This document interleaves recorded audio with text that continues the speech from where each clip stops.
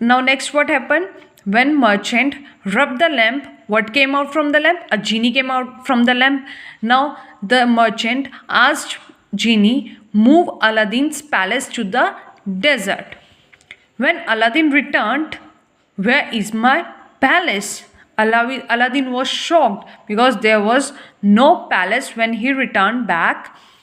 Aladdin remembered the ring. Now, but you can see previously we have seen that the merchant gave him the ring before entering the cave. So now Aladdin remembered that the merchant gave him the ring. So what did he do? He rubbed the ring. When he rubbed the ring, what came out? A genie came out. So there was, but in this chapter there are two genies. One came out from the lamp and another genie came out from the ring. So he asked genie, what did he say? Take me to my palace.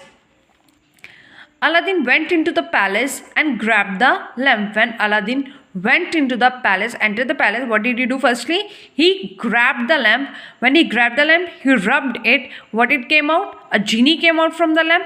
So a genie said, Master, what can I do for you? Then Aladdin asked genie, take him to a place from where he cannot return. Take to him somewhere that he cannot able to return. Okay, where he cannot able to return at all. So the evil magician disappeared. Okay, so this genie made Aladdin's wish fulfill. What did he do? Made the evil magician disappeared, never to return. So he could never return back. The genie carried back the palace.